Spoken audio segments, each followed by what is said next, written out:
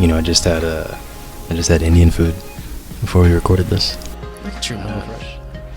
Hello Fresh? Yeah. Wait, I thought Hello Farm. I've never had Hello Fresh. Do we have Hello Fresh here? Well, HelloFresh is like you order it online and then they deliver food to you like every day for a week, basically. Oh, that's a delivery service thing. Yeah. But they have like healthy options, right? I think I've seen this shit on Facebook or something. Yeah, trying it out. You know. Get you, man. I hear telling the listeners that you have money without telling them you have money. Yes, he's the rich one, folks. Like, he's the tech guy. Think Jarvis. Think Iron Man. Think Black. Yeah. That's Christian. Pierre, why are you talking about food, bro? This is a Frieren episode. What are you doing?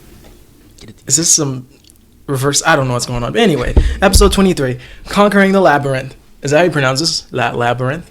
Labyrinth, yeah. Basically. Okay. French would be labyrinth, but that's cool. Great. So, you know what? Christian, these 2 episodes, we're only doing this one. Right. This episode. This show has been climaxing, to me, since that fight between Stark and Lenny and Fern and Lord Ligner. But Jesus Christ, Sensei, you know, she's a pacifist.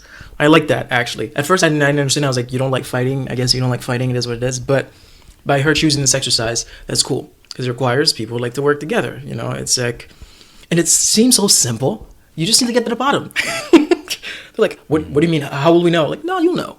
Just, is there a price that we need to get? No, you just need to get to the bottom. Like, everyone's mad skeptical, you know. Lalaween and Kanye was like, she failed the last 4, and she made sure to address that. You know, I've heard there's some rumors. I've been hearing some murmurs that, you know, I'm out here giving impossible tasks and shit, but that's not me. You know, I'm just a cool chick who like to braid my hair, and to tap into the fucking emotional side.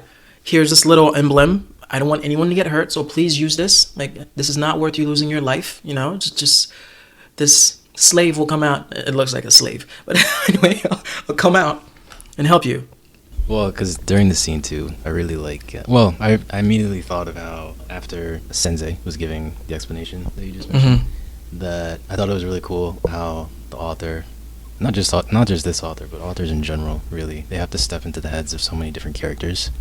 Like, he has to think like a skeptic. He has to think as a team player. He has to think as a loner. He has to think as the simpleton or the overthinker.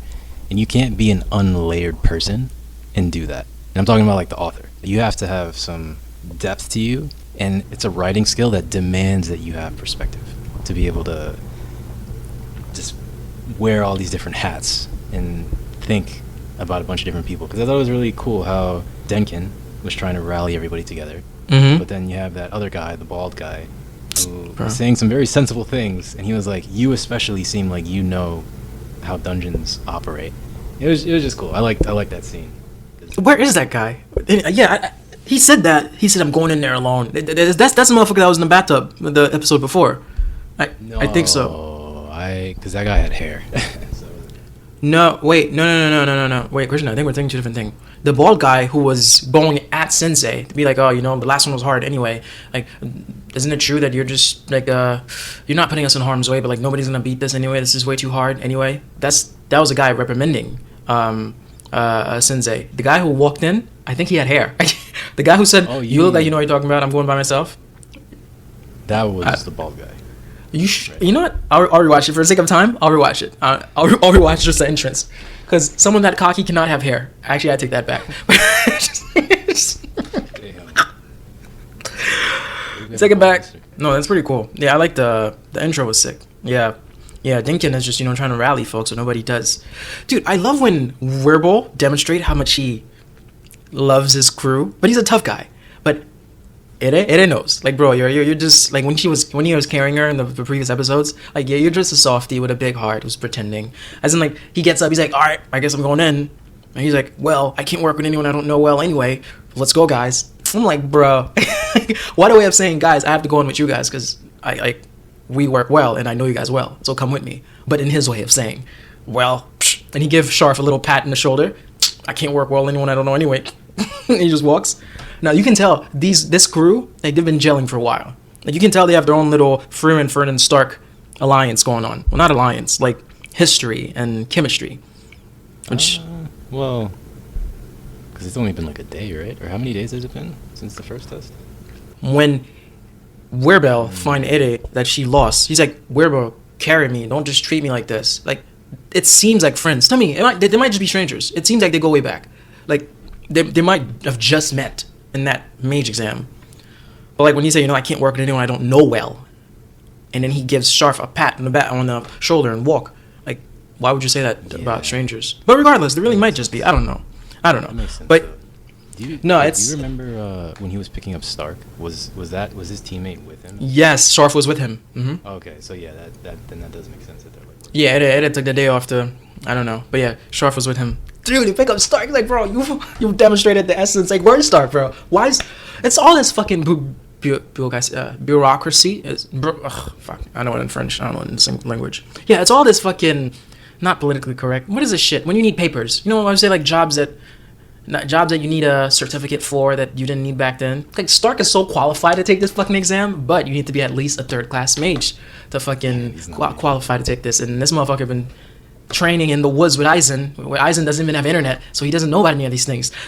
Just, like this man's just living in a fucking farm. He's finally in the city. So because of his fucking farm background with no fucking proper knowledge of paper and certification and formation and all that shit, he's just raw dogging through life, but with immense power that he cannot put on resume. Unless you fuck with him, and you'll find out. Like Werbel, like, oh shit, you demonstrated the essence of martial arts. Like, bro, like, where do you come from? Crazy shit. But yeah, it's some crazy shit.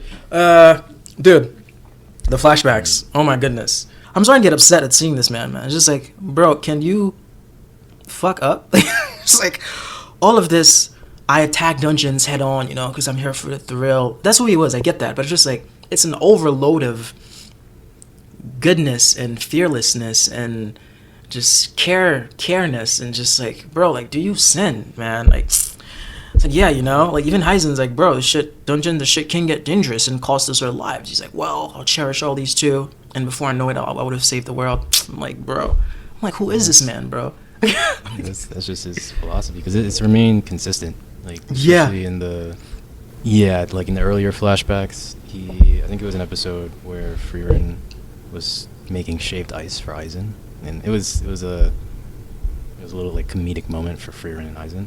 I think Himmel in that episode was like, would you rather go on a dangerous and scary journey? But he says, I'd rather go on a fun, ridiculous journey that I can laugh about when it's over. So like, this scene at the dungeon is just an extension of that philosophy that he's maintained. And it's just like having the leader of the group remind everybody as they're about to go in something that could potentially kill them, like, hey guys, let's have fun. Let's try to enjoy this as much as we can. It's important, I think, as a leader. It's extremely important. That's true. What makes us even more unique, well, not unique, it's good to have someone like that. What makes us stand out even more is his partners, the fact that they're not like that at all. Like, Heiter's, beside from getting drunk, he's a priest, so he follows a certain, like, strict rules, I'm assuming, of life. Heizen is a warrior. This motherfucker doesn't joke. Like, his hands shake, but that's all you get from him. Like, Frieren is borderline emotionless, not her fault. It's the fact that he has this crew, but yet he's able to be that way and rub off on this crew, which is so fucking beautiful. Because they're not meant to be those kind of people. To be borderline reckless, pretty much. Like, we're facing danger head on. We're just gonna go and have fun. Even Frieren's like, yo, stop. At the end of the flashback, like, she cut in front of him. She's like, yo, stop. This is fucking stupid. But then you see her walking in the dungeon and smiling. Like, bro, whenever she's thinking about her man, Christian, she just starts smiling. She think we don't see it. We see it. It's like, I hear trying to, cause Fern's behind me. Let me fucking let a smile go as I'm fucking musing. Like, amuse is daydreaming, but I don't know if the verb is musing. But anyway, as I'm fucking daydreaming about my boy, crazy shit. Like, we know this smash. It is what it is. This smash, but it is what it is. Like, the writer don't gotta tell me. But anyway, and then what he mentioned in the flashback, like, when the counter to this dungeon is fucked up, like, we shouldn't do it. He was like, maybe we might be able to find a grimoire, and she encountered the mimic box again. It's like, bro. Like, Fern's like, bro, we just did a spell on this shit. 99%. It's a mimic box. Let that shit fucking go. She's like, well, I liked her answer, though, to that. Like, most discoveries have been made by mages who've explored that 1%. Yeah, homegirl gets stuck. And again, Christian, I've said this before. Position. This doesn't do anything to me, but I can see it. Bro, I'm stuck in the middle. I'm stuck, bro. Christian, she's stuck under the bed. And there's like, there's no way to unstuck her. It's like, Jesus. Bro, Christian, listen, this is not that kind of anime, but this animator, this writer, has been, he or she is aware of her or his audience.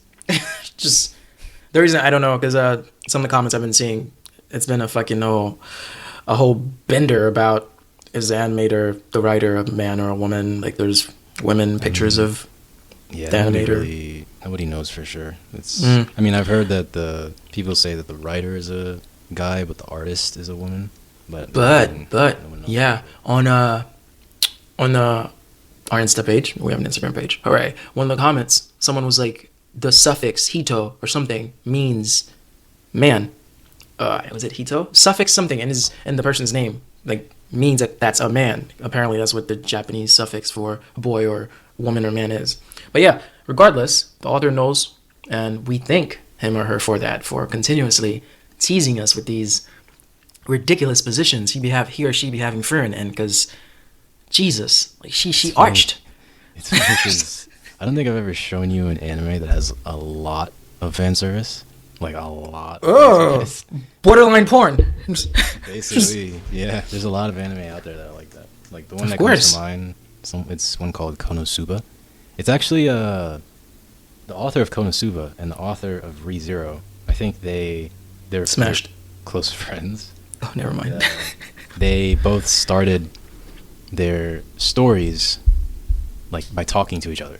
But like, one took a very serious route with ReZero, and then one took a very comedic route with Konosuba. Because they both deal with like a character that's been teleported to another world. Even if you look at the main characters, they both have tracksuits, which is another sign of like the shows they're like siblings to each other. But yeah, Konosuba has a lot of fan service. You be just watching that sitting down. Like, you can't watch any scene standing up. Just sitting down, a pillow on top of you. Just suppressing. You're just suppressing that mana. There's some shows, some animes you do not want, like, to watch around your sister or your mom. Put the headphones in. Make sure no one can just barge in when you're watching. So might as well just log on Pornhub. Yeah. What is all this edging? Just get the real thing. Like, just XX videos right there. Crazy stuff, man. It's a hard life. Yeah, and some crazy shit. And then a lovely conversation. Sensei is like, Fern, you're fucking good. I've never seen, well, I don't think homegirl said I've never seen. Like, it's remarkable for someone to be so skilled, yet so young, which obviously means that you have worked really hard to get to this point.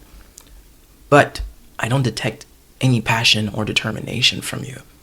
Do you remember who else said that to someone else? You don't have to answer. It's fine. Oh, shit. Okay, Christian. No, because this is not supposed to be like that. You're not expecting questions, and I'm out here just saying whatever comes in my head, and you're like, fuck this. This dude's put me in the spot. Like, fuck. Like, I'm not even paying attention. I was half asleep. All right, yeah, 33 times 5. What is it? 33 times 5. Jesus Christ. Wait. This is taking me longer. 165? You definitely just Googled it, didn't you? How would I Googled it? Wait. 5. Why are we doing this?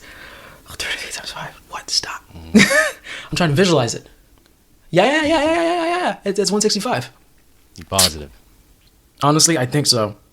All right. This is the kind of shit that we do. This is what we do now. We're out here fucking... This is weird. This is not what people came to see Frieren. Bro, I'm losing everything I'm saying. I was going to say Frieren. But I already told you the power system is math. I just told you to come up with a spell. Oh! See, Pierre, you're not keeping up, dude. I'm not keeping up. I keep up with the Kardashians every day. I don't know where I'm going with that. I don't watch trash TV. But anyway, it's a hard life. No, not trash. They're entrepreneur. They're businesswomen.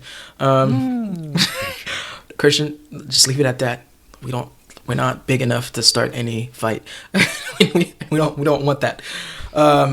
Yes. They're role models to the society. So Christian, let's go back to Frieren, please.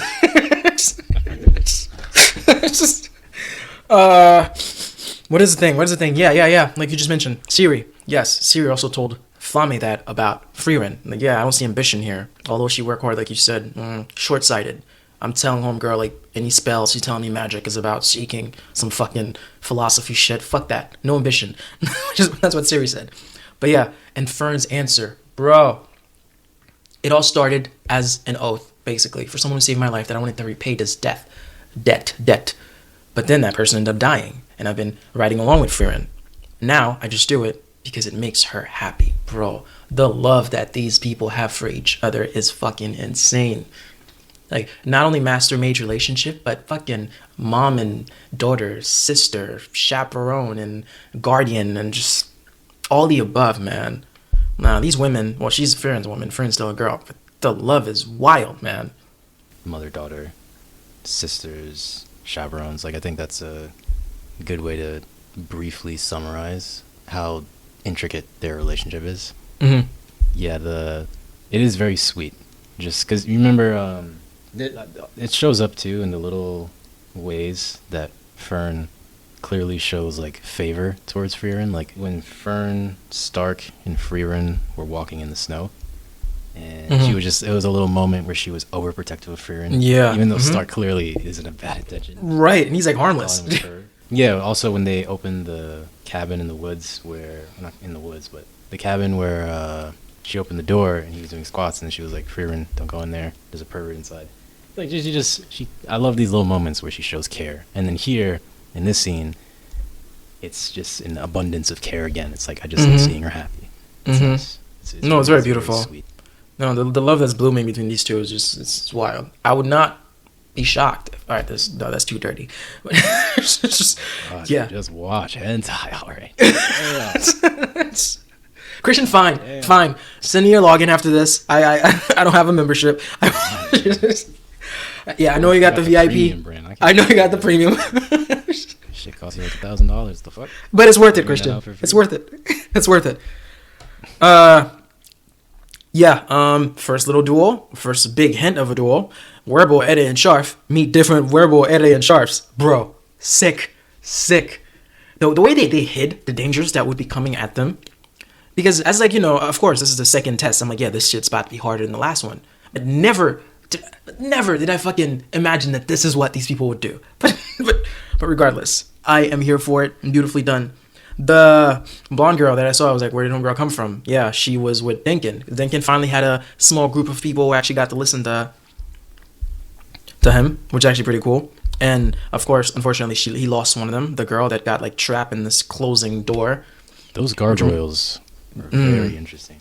There's elements of like sentience and invulnerability and adaptability in that thing, because it'll be spawned in an unpredictable scenario and then it has to adapt accordingly. It's giving hints of the heights that magic can go. That is a very crazy thing that has happened in the gargoyle. Just their existence and what they represent, especially in a dungeon that has been hasn't been captured. For Sensei to have so much confidence in I think she called it a prototype too. It's not even fully fleshed out. That's a crazy thing that happened. We're talking about the statues of like the Green Goblin gargoyles. The ones you called a slave. No, that's not them. The ones that I call the slaves. There's a name. It's Golem. Yeah. The gargoyles are the statues that look like the Green Goblin from Spider-Man. That as soon as Dinkin and his crew walked in, Lawfin, he screamed, "Gargoyle!" And then they just started jumping down. They have wings. They look like demons.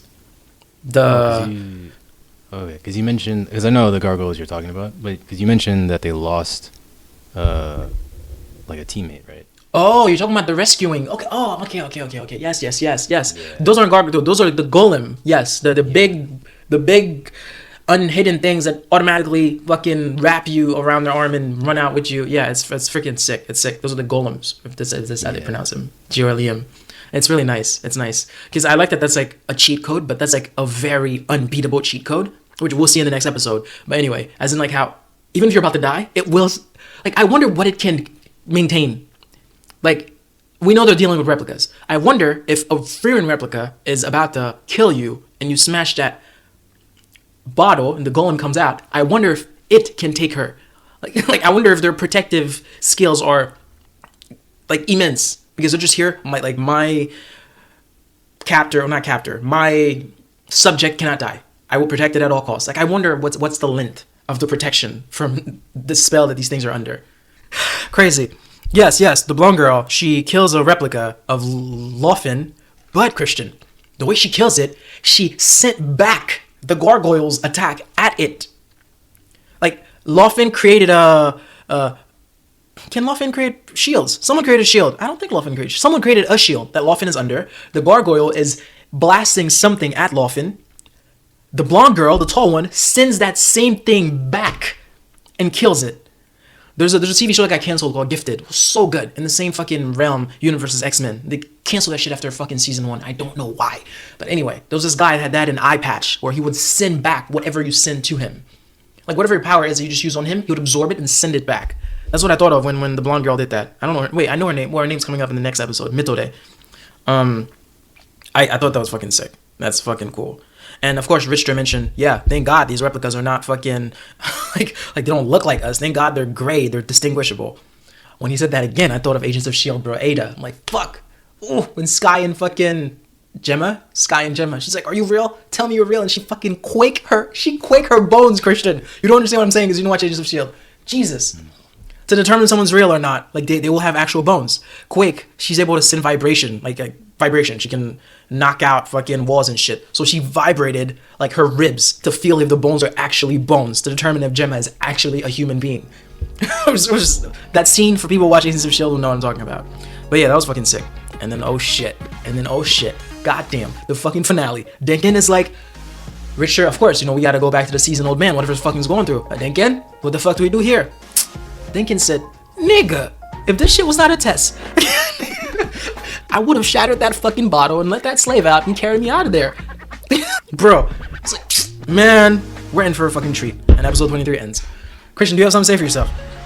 See you all in the next one. Yes, we'll see you in the next one. It's been real. I'm going to sleep. All right, bye.